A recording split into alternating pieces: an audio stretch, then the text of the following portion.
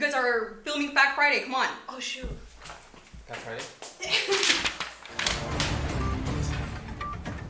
Hello everyone and welcome back to Fact Friday, your one-stop shop for all your facts on Friday. This is Laila Zedan.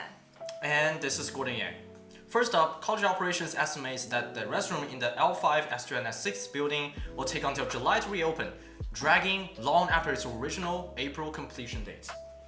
The district originally gave the project a $2.5 million construction contract, adding $150,000 later for work that the original contract did not include.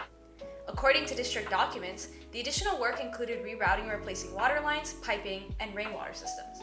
La Voice reported that some students find the delay inconvenient, especially for studies with classes near the affected buildings. Yes, walking around campus searching for open bathrooms basically has become a cardio workout. Amid this delay, the board approved another addition of $19,890 to the project, contract related to the renovations during its board meeting this Monday, May 11th. For more, read the full article on La Voice's website. And now, the Anza new interim president David Wain Coon is officially working in person, starting this past Monday, May the 11th. He hosted a meet and greet in the fireside room in the Hinson Campus Center Monday morning. Stay tuned for La Voice's Q&A on our website at lavoicedianza.com. Now, we have something big. The Anza badminton player Michaela Than and Karina Cho won the 2026 state double championship last Saturday, May the 9th. The final match was an all-The Anza showdown. Than and Cho defeated fellow Mountain Lions Risa O'Hara and Lin Lei in straight sets to claim the title. The four athletes also helped secure the Anza's back-to-back dual team championships. Dan finished her Anza career with 4 champion state titles. She won the single state championship last year and said the experience this season felt especially sentimental. Moving on from sports, Anza hosted its annual spring open house, welcoming hundreds of prospective students, families, and community members to campus last Saturday, May 9th. The event included counseling, campus tour, planetarium shows, food trucks, and the annual Auto Tech car show. Select villages and clubs tabled around campus. Foothill Anza Chancellor Lee Lambert attended the event, along with Alumnus Assembly member Patrick Ahrens, who gave a speech during the welcome session. Recapping this past week, on Wednesday, May 13th, Anza Higher Education for AB 540 students hosted its 12th annual HEFAS Summit in the Sunken Garden. This year's theme was on DocuJoy, focusing on empowerment, education, and advocacy for undocumented and mixed status community members. It featured keynote speakers, workshops, performances, vendors, music, and community activities throughout the day. La Voice reporter Gordon Yang interviewed the event organizer, keynote speakers, and vendors. Let's take a look. Just remind ourselves that with everything going on, we still have so much love, so much great energy, friends, and I think the resilience piece is that we all can come together and essentially remind ourselves that we still care, we're all here, and there's a place in which we can celebrate, again, joy. I understand that the resilience that it takes to be a dreamer and to try and continue your education, and some of these students might be, as I mentioned, our doctors, our lawyers, our next teachers, our next engineers and stuff. And I'm here just to encourage them. People can do the most amazing things and they can make their dreams come as long as they work hard. The energy was actually quite inviting, I would say. It's a lot of nice people, welcoming, and then it's nice seeing the diversity here.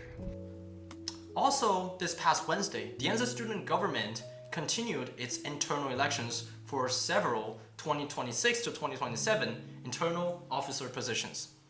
Senators voted for candidates running for budget analyst and event coordinator positions. For the elections results, stay tuned on the DASG section on danza.edu. Let's look ahead to next week. Starting with the weather. Jonathan, take it away. Thanks, Laila. As you can tell, it is quite sunny outside. That won't change much for the rest of the week here in Cupertino. Clouds won't be as much of an occurrence, but there will be some here and there. During the day, we'll see an average of low 70 to 80 degrees, and at night, it'll be low to mid 50s. With little to no clouds, precipitation levels are down to 0%. However, wind levels spike from today up to Saturday, which is the same across the bay. Speaking of which, let's move on to the rest of the Bay Area. Just like in Cupertino, it's going to be sunny this week and would be particularly high in temps during the beginning of this weekday. Areas near the peninsula will get as high as the low 70s, and areas farther from that, like Santa Rosa, Fairfield, Pleasanton, etc., will get as high as 90 degrees this week. As mentioned earlier, there's going to be a lot of wind today and will last up until Sunday in other parts of the Bay Area. Wind gusts will reportedly go as high as 20 to 25 miles per hour this week, heading from northwest. Just like last week, grass and oak pollen are at mid to high levels in the area and will slightly increase throughout the week. With those two weather events in mind, please be safe in holding loose items and stay in areas with proper air filtration. Back to you, Laila. Thank you, Jonathan.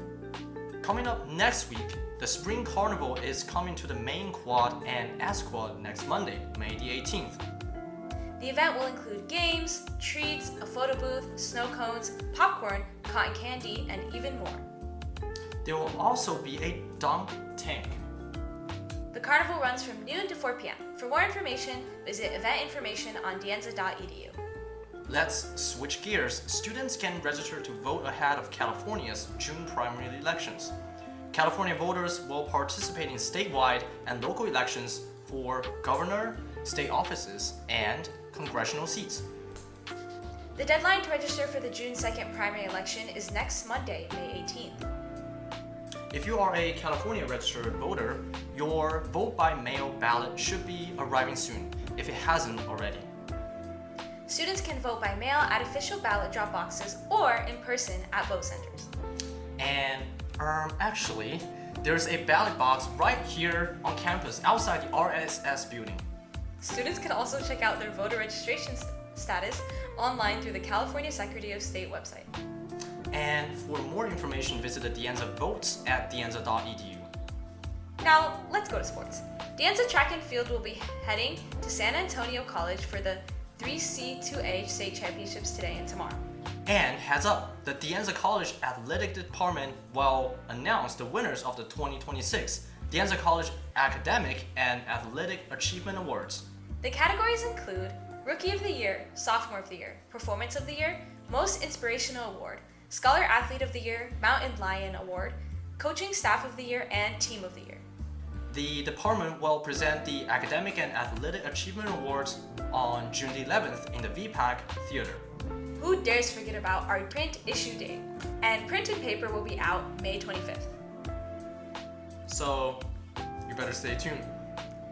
And with that, thank you for tuning in. This has been Laila Zedan. And this is Gordon Yang covering the latest news here at De Anza. We will see you again for our next level's Fact Friday.